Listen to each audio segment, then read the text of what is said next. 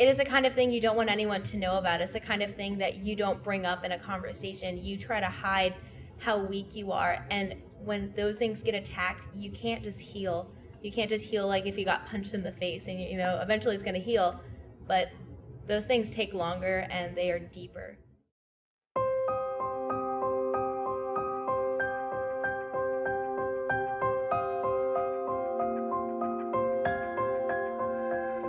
Girls and guys fight very differently. When girls tend to fight, it tends to be a lot more personal, and girls want to emotionally hurt the other person. Society expects girls to act out, I think. I don't think it's really what they want us to do. I think it's what they expect us to do. They expect us to either take it out physically or emotionally.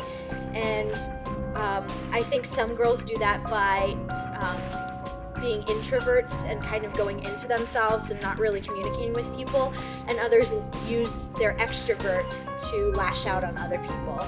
They want themselves to be superior, and they want you to think that like you're just worthless, and they're like, oh my gosh, I'm so much better than you are, just go away. And like guys are a lot more chill about that kind of stuff. Society is driven by drama because it is exciting and it is entertaining to some people to watch, but really in real life a simple statement that's not a big deal at all is more hurtful than a huge show is.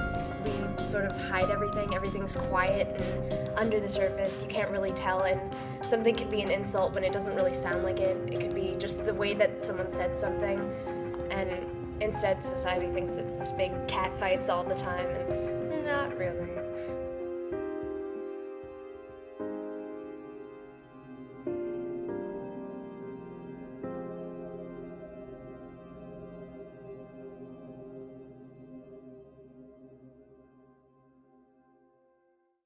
I think that relational aggression is the manipulation of people in order to achieve some sort of bullying goal, and it's not necessarily physical, but it kind of delves into the emotions, but it uses people in order to do that. It's such a broad category that it could be so many different things, differing from either just bullying or just hurting someone else's feeling by saying a word, because a lot of times those type of aggressions will happen without someone exactly knowing what's going on. The abusing of the vulnerability of a person when they feel so comfortable in a relationship that they just they take their guard down, and it is the abusing of that by making them feel uncomfortable and changing the way they feel about a relationship to achieve something that they want.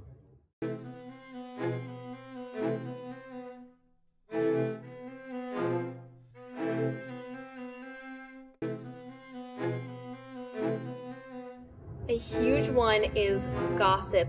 It is horrible and backstabbing, just talking about other people that you think are your best friends can just say the nastiest things about you. Just one simple statement to someone and it can be spread all over the school, and it is tragic. It is like a wildfire. To me, relational aggression is being cut off, is people ganging up together and cutting you out of a group. And maybe it's something as simple as when you're walking down the hallway and you catch up with your friends, they don't make space for you in the middle of, well, where they're walking, so you end up just lagging behind and you keep trying to enter the conversation, but they won't let you. One main technique I have seen for relational aggression is definitely alliance forming. I've seen that throughout the 7 years I've been in this area, and it's very popular, and a lot of times I've also seen it used where one girl will start it and she'll get a whole bunch of people to just stop being friends with this one person, while one of those girls that was part of the alliance will get all the blame. That person hates them, and then of course the girl who was kind of more behind the scenes of it, because a lot of times introverts also use this technique, not necessarily extroverts, because extroverts like to be known for what they do. The introvert will then stand back, see the whole show take place, and their problem solved. They don't have to get any blame. I'd say cyberbullying is like, I guess like, it doesn't have to be an anonymous bullier. It can just be generally anyone, but like, you going up to a person and it's just, they're saying a bunch of like random mean things, and to the point where it really hurts.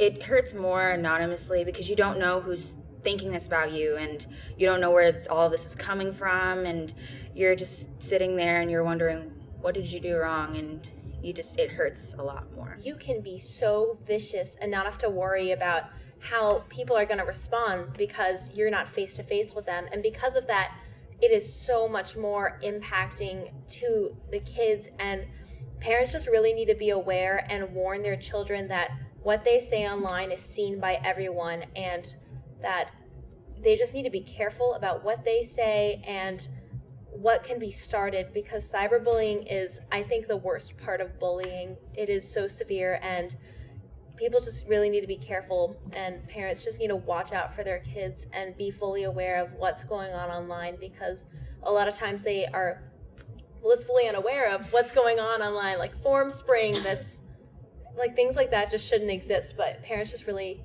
need to be careful about their kids and just watch out. I mean, we're a generation raised on the internet, and so we've known it our entire lives, and so to some respect, a lot of it's normal, but we are encountering problems that our parents and grandparents have never had to deal with, and so we need to learn how to deal with them in new ways, because they can't be solved using the traditional methods when it's not face-to-face contact. And so it's a totally different world, and it's just all about figuring out a way to solve it.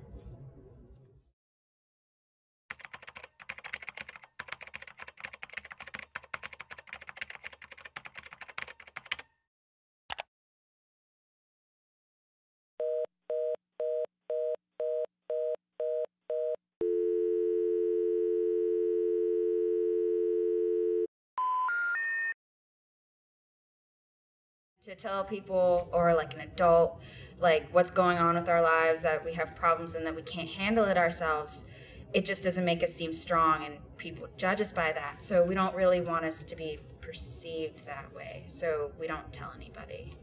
Also, you could be afraid that the person who's doing it will find out, and so you sort of bottle it up and hold it inside because you don't really want everyone to know that. And so when you finally do get to a breaking point, there tends to be one person that you end up confiding in, and when you do, it just sort of all comes out at once and you can't stop it. I used to be blonde with long curly hair, wavy blonde hair, and I used to wear pink every day, and I was, you know, cute and bubbly, and then that changed after a couple of years in middle school. I didn't want to be who I was then.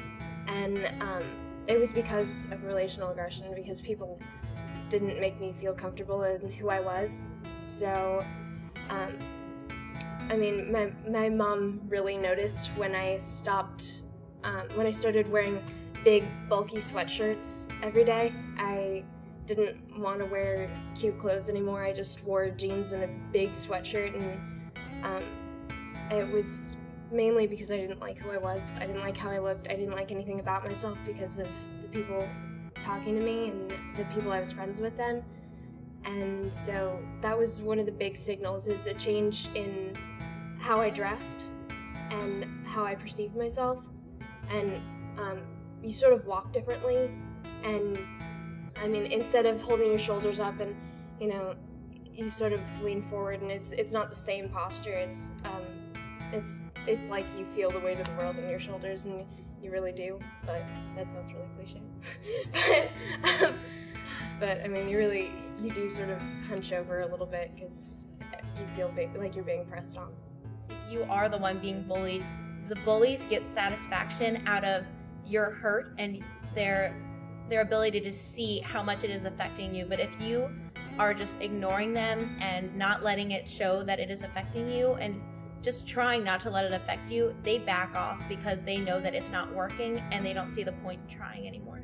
Again, I think having like really close friends and people that you're really comfortable talking to can like help prevent it, because like they can give you like advice on like what to do in that sort of situation. And yeah, Don't start drama unless you want drama.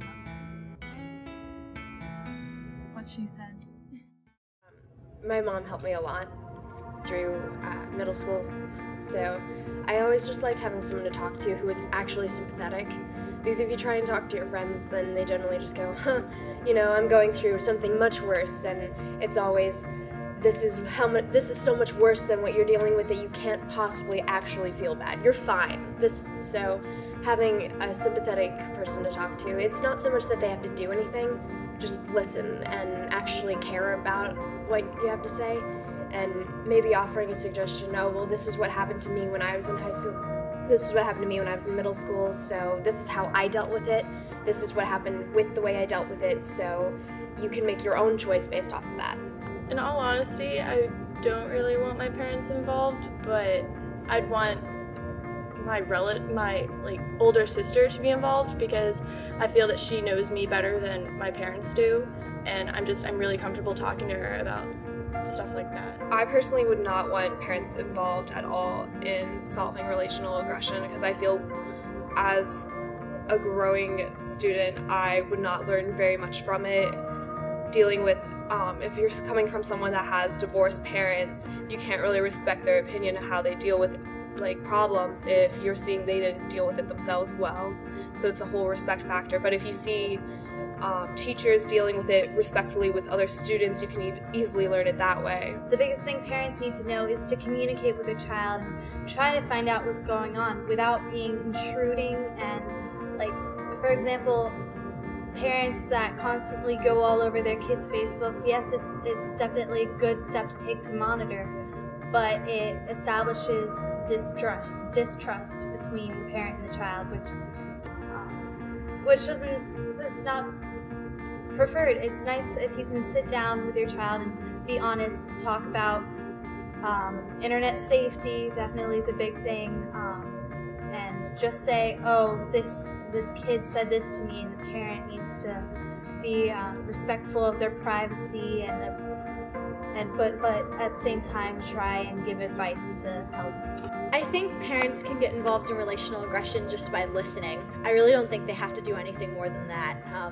I know that I can open up to my mom just because she's always been so great at hearing me out, and I think that that's so important. And I think that especially when it comes to relational aggression, when you're having issues in school, you need to be able to go to someone who's older and has more experience, and so that's always been a great opportunity.